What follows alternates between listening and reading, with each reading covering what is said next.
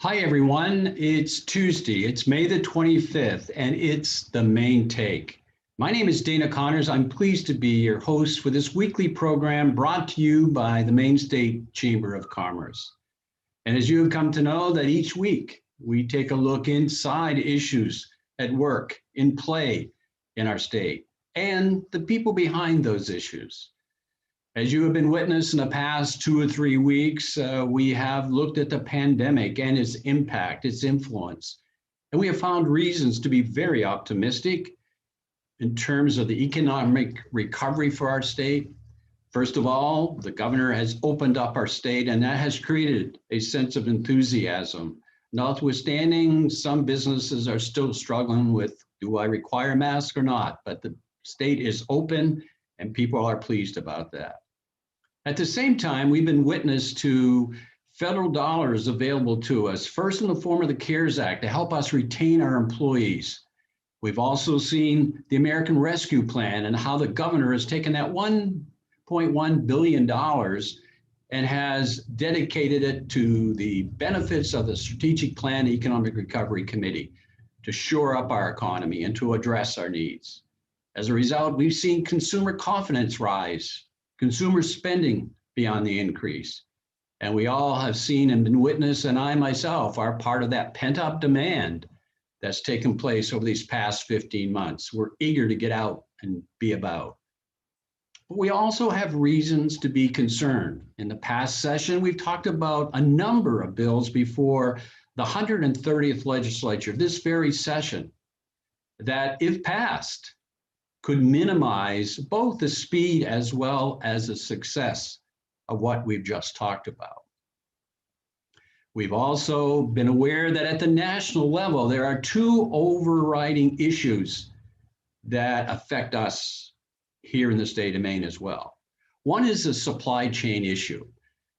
The very question of, are there available parts that go into manufacturing products? And if there are, what's the price you have to pay? A real compelling issue. But the one we're going to talk about today is one that probably, as much as anything, will affect the speed of our recovery and the success of it.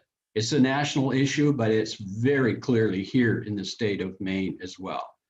And that is our workforce shortage, a very serious issue. It's not the demand, it's the supply of workers. So we're going to explore with our two very special guests today, why is it a problem right now and what are we doing about it? Well, let's talk first of all, we have two very, very special guests with me today that really is in the heart of that issue and can really help us better understand why it is as it is, but also the things that they are doing and the state is doing to help to overcome this issue. They are our Commissioner of Labor, Laura Fortman, and the Executive Director of the HospitalityMaine Education Foundation, Steve Hewins. They both are extremely well experienced and are very, very appropriate to be our guest to discuss this very important issue. Commissioner Laura Fortman is somebody that when you have an issue of this magnitude that challenges our state, you want somebody who's really experienced, who's really been in the midst of things, good or bad, one might say, when trying to face a challenge of this magnitude. Let me tell you why I say that experience really matters. She was Commissioner of Labor under Governor Baldacci. She certainly, when the administration changed, was asked to come to Washington to serve in the Obama administration as Deputy Administrator for the Wage and Hour Division of the Department of Labor. When Governor Mills was elected as our governor, she was brought back to Maine. And we're fortunate, as difficult as that position is, to have her experience, her talent, and I'm thankful that she's with me today. So welcome to the show, Laura. Well, Dana, thank you so much for that incredibly generous introduction. I think one of the things that I love about tackling challenges in Maine is that we try to approach them together and come up with solutions. And that has definitely been required for the past 62 weeks that we've been dealing with this pandemic. Not like I'm counting, but yeah, that's right. Yeah, I do want to get into the issue of why is the workforce shortage more paramount today? We know we've had one for some time. I mean, that's not a new issue because of the demographics, the aging of our population, the fact our population isn't growing like we'd see it, but it's also the skills gap. But it's been magnified, if you will, exacerbated, if you will. But before we get to that question of why, kind of give us a sense of where we are today. I know that our non-farm employment is down by 25,000, but we've had growth since January, and there are some good things that we're seeing in the marketplace. Kind of give us an overall perspective. Sure, I think that you've laid it out very nicely. We have seen significant and steady growth, particularly since January of this year.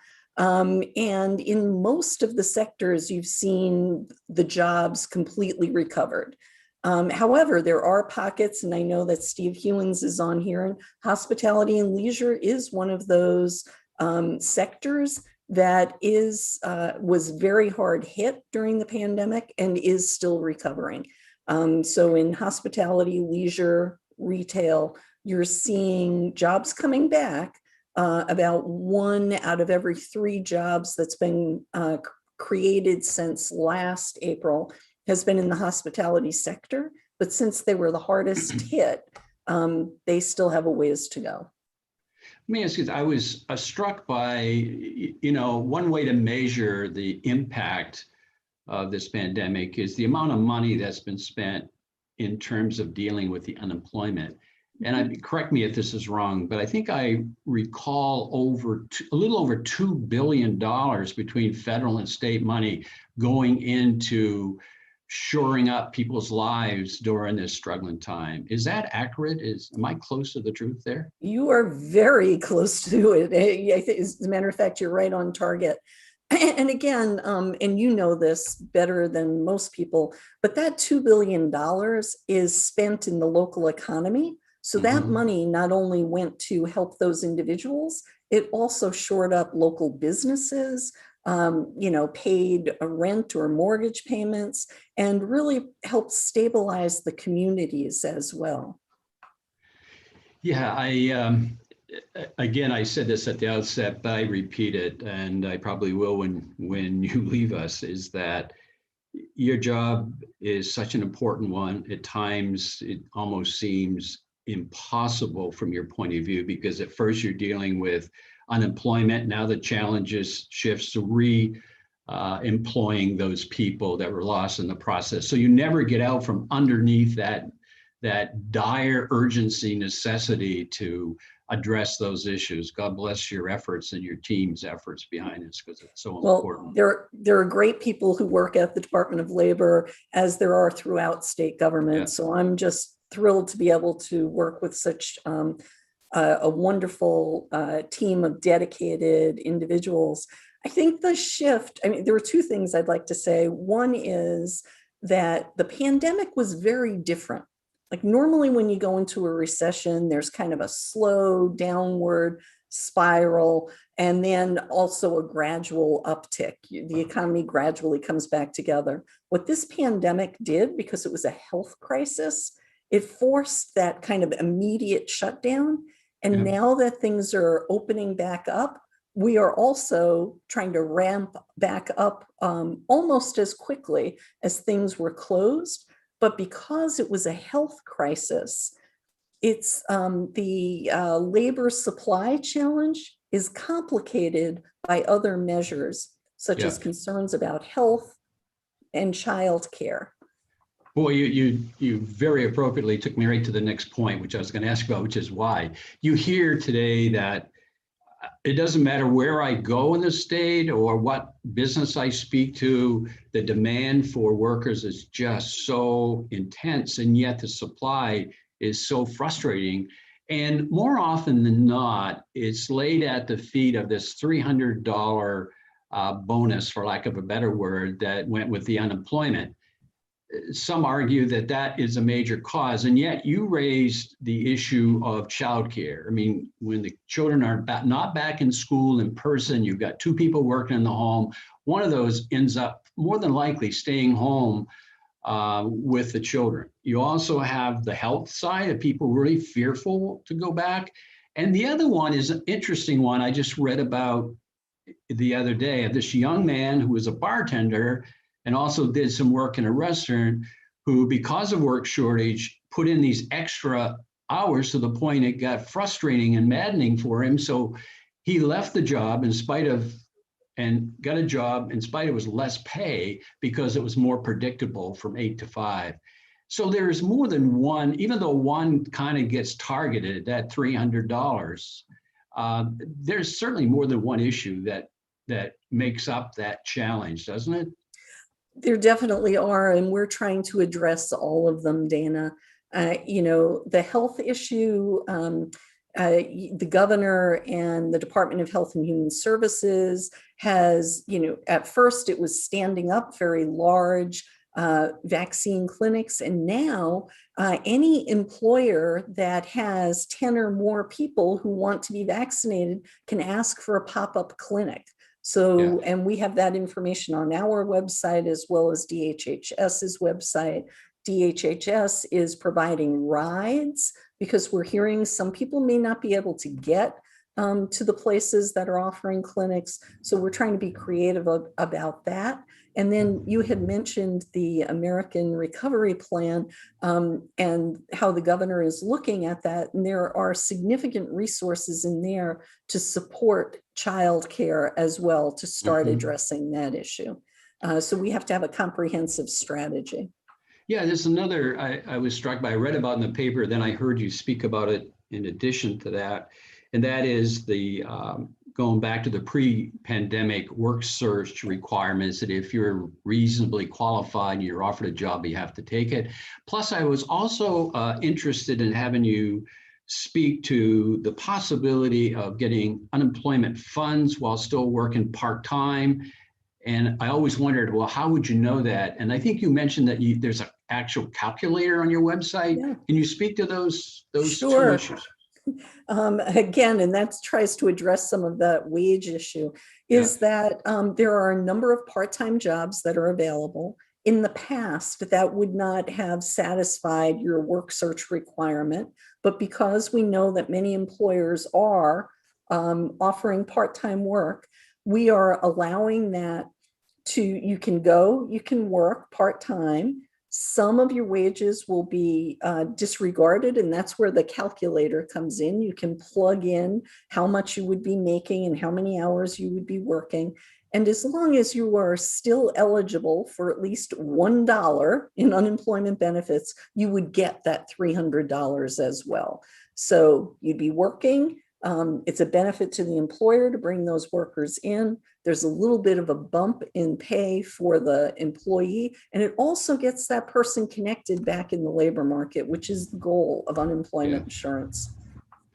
Yeah, maybe there's a responsibility that we at the Chamber have, because you've offered some real meaningful information that needs to be in the hands of the employer. And maybe we can help here at the State Chamber by actually trying to highlight a number of things that you've said here today.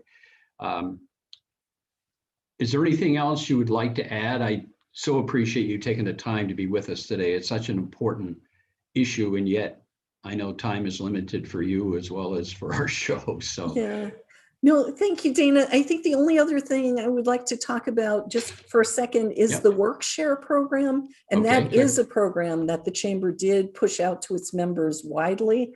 That is still available. So if employers are not able to go full-time yet, let's say they're only able to bring people back 90% of the time, we could still supplement that other 10%. And the folks would be eligible for that $300 benefit.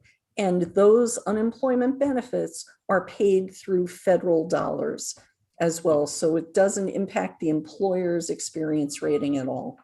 I don't think we mentioned this a moment ago, but the $300 that we focused on the last couple of questions here, does run out in September, right? The first part of September? It does. Yeah. September 4th will be the last day. Okay. Well, Commissioner, as always, greatly appreciate you taking time to be on the show. Your work is extremely important to our state and our success and people's lives. And greatly admire the commitment that you make to that, you and your staff, and we appreciate it very, very much. Thank you. Well, thank you, Dana. Thanks for having me. Oh, my pleasure. I want to turn now to, as the commissioner noted, somebody that is in the eye of the storm when it comes to worker shortage, and that is Steve Hewins, a longtime associate, somebody who's been in the hospitality business more than one way, and very grateful for his service. Steve, welcome to the show. Thank you, Dana. Glad to be here today. Oh, no, it's our pleasure. It's, let me just set it up in this way. I mean, clearly hospitality last year was one of the hardest hit. We saw a little bit of a rebound in late July, August, but not enough to recapture what was lost. This year, I see that there is encouragement on bookings and that type of activity, and hospitality is so important to our state's economy, our image, our brand, you name it. But let me set it up this way. You have been the hardest hit. I read recently where you're short about 16,000. The H-2B J1 have been an issue in which you've received about half of what you normally would, and what you normally would wouldn't be enough. So you set up a campaign called the Great Maine Comeback. I want you to talk about that, but give us a sense. I did a pretty poor job probably of describing where we are today. Steve Hewins. I'm going to ask you to straighten it out and tell me, where is the industry today, in your opinion? Yep. Well, thank you, Dana. First of all, I do want to thank Commissioner Fortman, too, who's done an unbelievable job this past year and a half. So it's an honor to be on with her today as well, and had done a lot for our employees and for our industry. And I would say that where we're at today, and you set it up at the beginning when you said there were about 25,000 employees short for what we need in Maine right now. 16,000 of them, as you pointed out, are in hospitality and tourism. We know that because those are numbers from the Federal Bureau of Labor Statistics. And we see it on the street, you know, with all of our businesses and all of the members that we have at HospitalityMaine. I think the demand for Maine this summer is exceptional. And the word that we're hearing from most of the hotels is that advanced bookings are where they were in 2019, when we already also had a struggle for employees. So what we've got now is an unemployment rate that was just reported the other day at 5.3% in Maine. 2 years ago, same month, April of 2019, it was 2.6%. So basically unemployment's 100% higher now than it was 2 years ago. And that's the concern about many people, about unemployed people that we want to get back into the industry. That was the premise behind the Great Maine Comeback. The idea was to invite employees to come back and also new people to come into our industry, and that the industry itself was coming back and coming back strong. And so we told the story, and many people may have seen our pieces on the internet, in a lot of different places, Facebook and others, where we're really telling a story through the voices of the people that are working in the industry in little 15-second mini roles, where they're coming out and talking about what a great industry it is, because we're competing against other sectors that also need employees. So it's not just our industry. We need to encourage people to come to the industry that they will love working in. And so that's part of the idea behind the campaign. And it runs through June 4. So take a moment for those who may not know. I mean, you've had in Maine a long history of bringing in through visas the H-2B program, the J-1 program. You've never had enough. You've always been fighting for more allocations. You normally have, I think it's around 7,500, and this year you get about half of that. That's correct. For those who may not know what those programs are, could you take a minute just to explain what that is, what they are? Sure, your numbers are pretty much correct. You know, Maine employs roughly in the summertime, has historically employed about 10% of the workforce in hospitality have been foreign temporary workers. I'm going to dispel one rumor right off the bat, is this is not cheap foreign labor. This is expensive foreign labor. What an H-2B worker is that's a pure short-term temporary worker that's coming to the country to work a specific amount of months, and they go back home to their families. J-1s are college students, basically, coming over for cultural reasons, to experience America, get a good feeling for America, and work like our own college kids are doing in the summer jobs. So between the two of them, it was roughly 10% of our workforce. We don't have anywhere near those numbers, so that exacerbates a problem we have already with our own employees in the state. And the reason I say it's expensive is because you're required, number one, by the federal government to pay a prevailing wage. So you're paying the same wage you're paying anybody. And number two, you have to bring those people here, and in many cases house them. So when you all in the numbers, you're getting into the range of $20, $25 an hour or more for the employees that, you know, we would like to employ here in Maine. And not to go on the point, but to carry it into the current workforce issue, this is why I try to make the point that our industry doesn't need to apologize for anything. We offer flexibility that never existed before. So if people have family concerns around being able to work, you know, the industry will take people in for whatever hours they can work right now. It's an employee's market.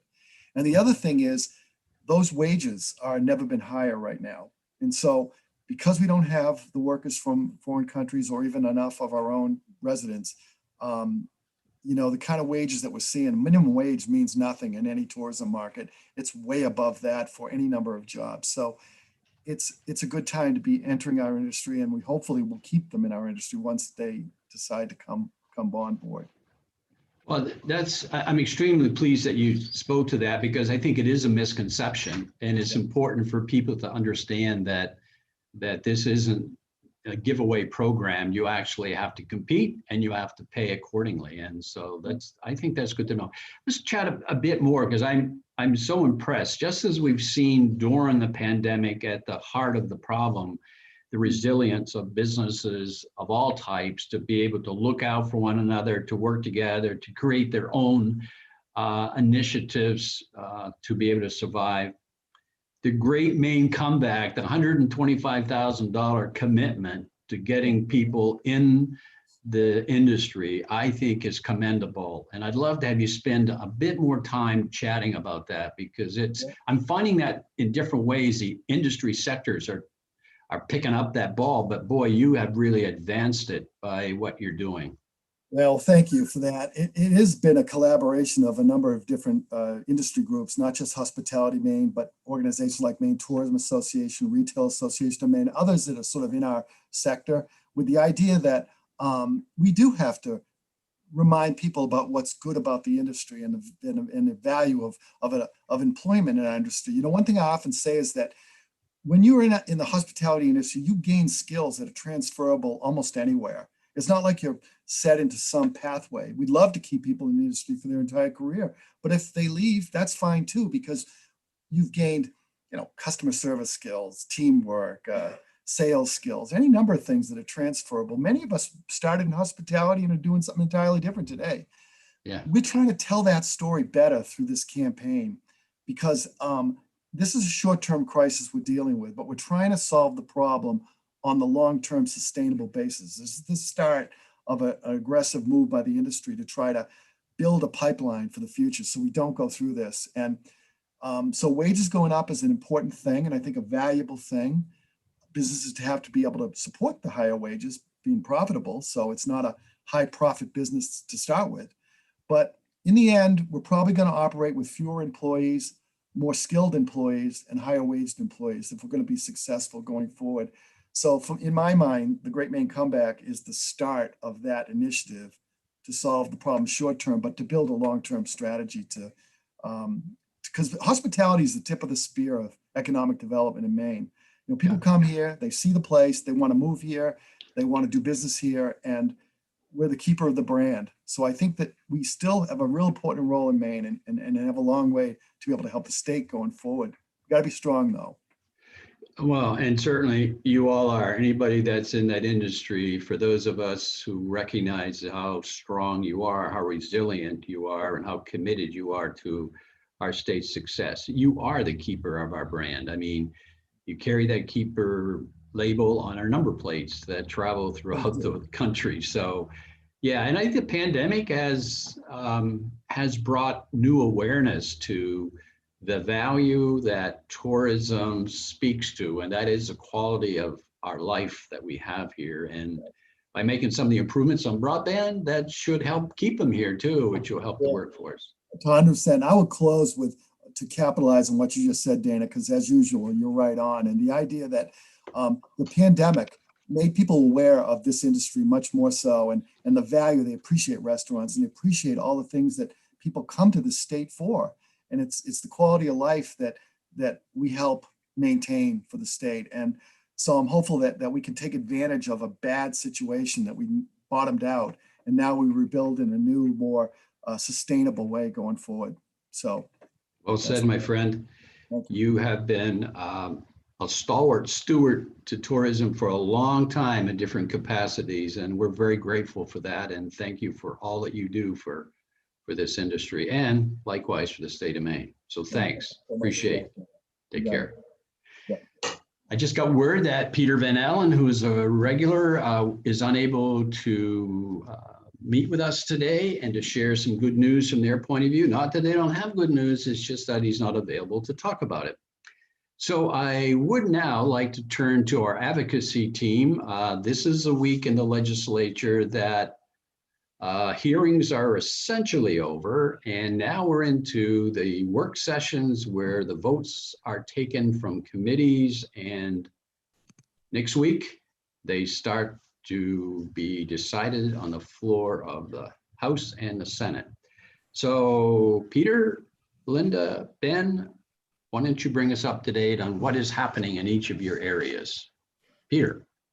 Thanks, Dana. Well, as you know, we're still working on grassroots around the issue of employment at will, which is a very important piece of legislation. We expect that could hit the floor at any time when the legislature goes in next week. In addition, on Friday, the Labor Committee voted on a bill dealing with the unemployment insurance system in Maine.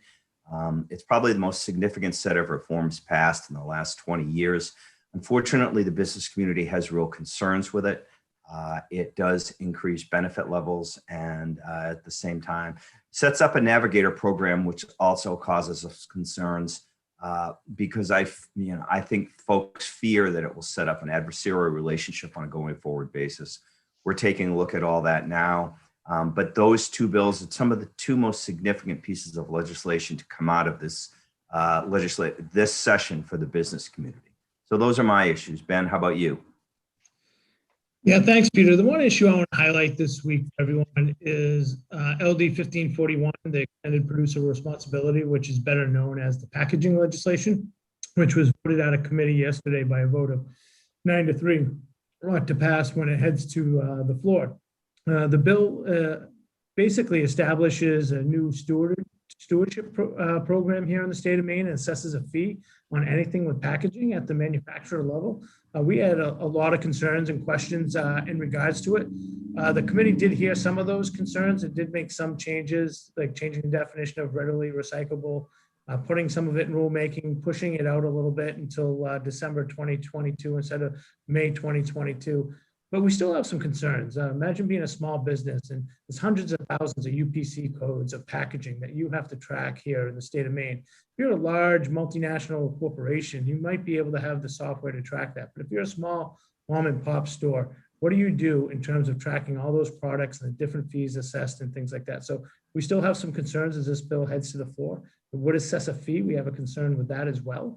And that's going to put the cost ultimately onto the consumer and increase folks' grocery bills. So as that bill heads to the floor with the amendment, we're going to continue to work it. We encourage folks to contact their legislature and express their concerns. It's now the right time to be increasing a fee on packaging as we come out of the pandemic and we look to recover economically. So I don't know if there's any taxes under discussion, Linda, in terms of increasing. But there's all kinds. There's a number of tax bills this week that the committee is going to be working that will increase taxes on Maine businesses and Maine citizens if they're voted at a work session not to pass. So we have huge concerns about this. One is LD 501, which would increase the corporate income tax rate, the top rate from 8.93 to 12.4%, one of the highest in the nation. We've got a couple of estate tax bills that lower the top threshold from 5.6 to $1 and $2 million. Huge problems with this. This will make more of Mainers' estates taxed. So that's a huge concern. We've got a financial asset tax bill, 1514, that would basically tax anything over $5 million, cash, pensions, stocks, mutual funds.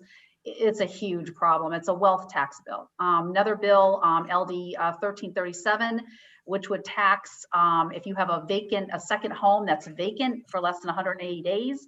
This is going to impose a 0.5% tax on the assessed value. Most Mainers, 3 out of 4 Mainers that own second home, or 3 out of 4 second homeowners are Mainers. So this is going to be a huge tax if this passes on Mainers that own second homes. Number of other bills. They passed out a bill today, very problematic, LD 1569. It was a bill to impose a 5 cent per gallon tax on water extracted for commercial bottling use. This is aimed at Poland Spring water. They passed it, ought to pass as amended. What they did was they took the bill and made it into a resolve that will study the issue. Huge problem. There was a lot of testimony at the public hearing. We are very lucky to have a natural resource-based industry in the state, and there's no scientific evidence to back any of this, that this is a problem. And this is an unfortunate situation that this bill is even made into a study. So this is a huge problem as well. So we've got a lot going on, and there's a number of other ones. Yeah, and let's circle back. I referenced it, but didn't go into enough detail. Peter, I toss this back to you. Give our audience a sense of when they will be back and the days that they have scheduled starting next week until the 16th. Sure thing. Well, the legislature will actually be back in the building starting next Wednesday and Thursday, and they are slated to meet both of those days, and then the following week for the entire week.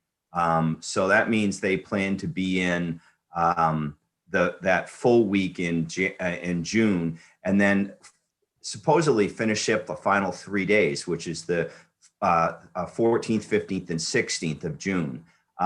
And one would assume, given the amount of legislation that they have left to deal with in the committees and in the bodies, that they'll probably have to meet at least twice a day, and some days 3 times during the day. So they will have a very busy schedule when they return next week. What's your estimate in terms of the number of bills yet to be voted on by the bodies? Well, given that they just printed 3 new bills today, and they're up about 1,725 bills, even if you assume they cleared everything that was on their calendars last week, which I believe were 68 divided reports, and I believe the speaker told me at our summit they dispensed with 200 plus consent calendar items. So, and then you think about what they did in the previous sessions, quick back of the napkin estimate, say they have 1,200 bills that remain after that. That's what they deal with through the remainder of the legislative session, the statutory adjournment date of the 16th. That predicts a lot of late nights, early mornings, as well as some heated debate. So thanks, guys. I say thanks. Thanks for being on the show, not necessarily what your message was. I do appreciate it. I'm serious. Glad to be here.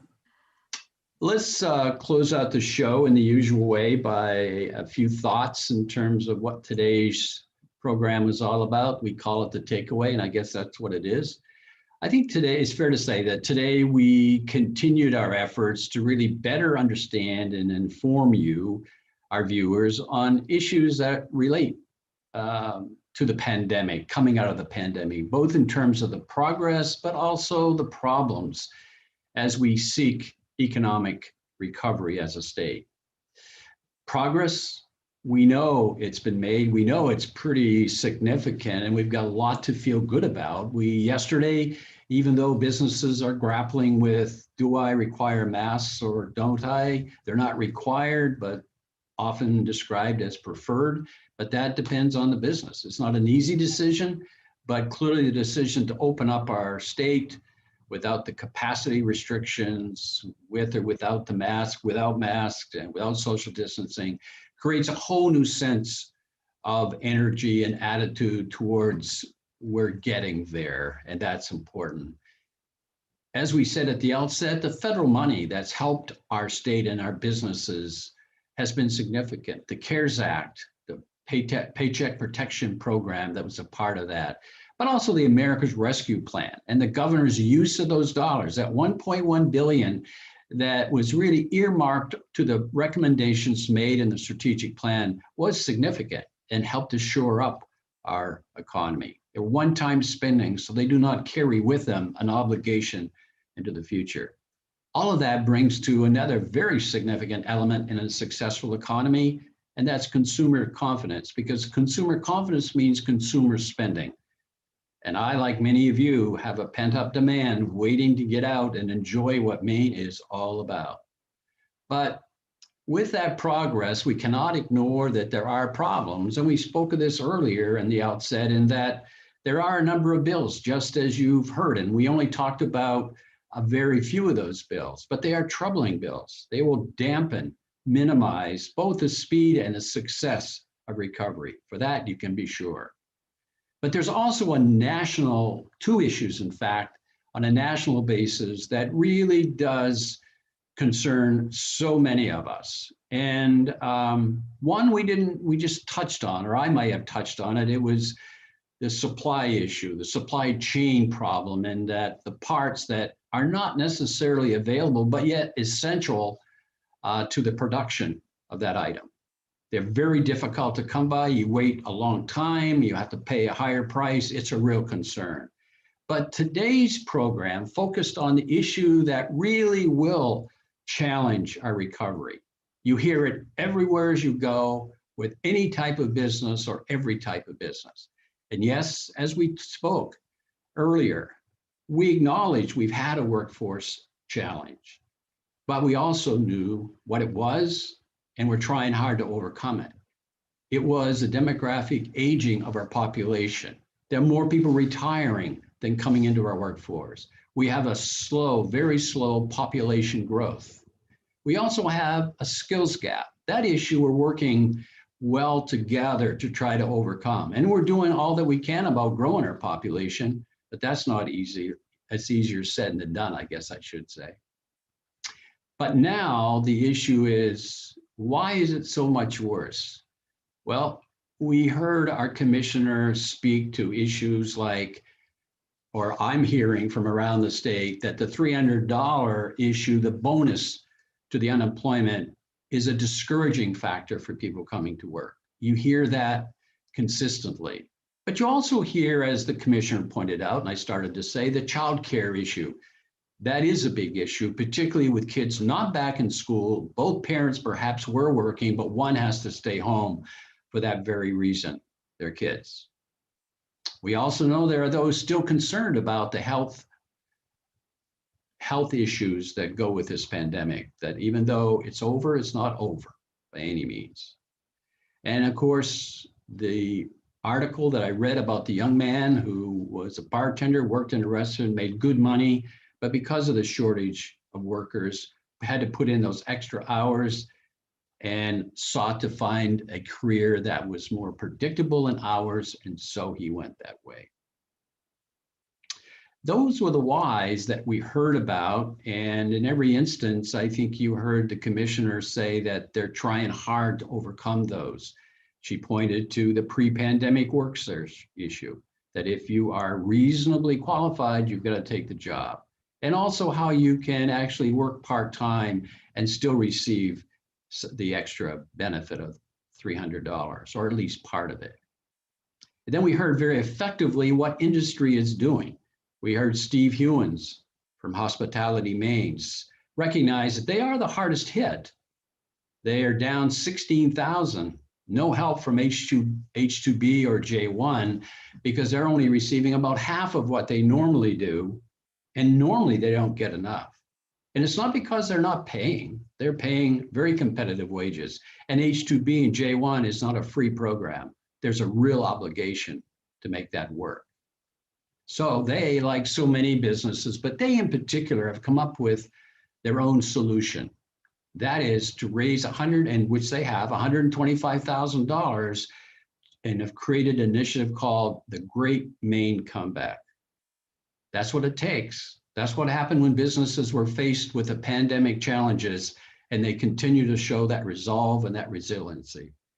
Good for them. Congratulations for doing that. And they are one of several examples, but they are the one that, in my opinion, have been hit so very hard last year and continue to be.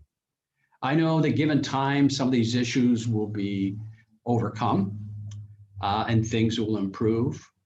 But today, this issue of worker supply is really second to none. It will really help or hurt the speed and the effectiveness of the recovery. It is one of the greatest, most pressing issues of the moment. But you know what? All of this proves to me that when you're looking at policies or you're making priority decisions, that we shouldn't forget that the relationship between the employer and the employee is one to the other. It's not one against the other. Our successful economy depends on an employer that's successful, an employee that's recognized and is valued. That interrelationship is so vital to our success. That's how we have to evaluate issues. That's how we have to move forward. The two are inseparable to act as one.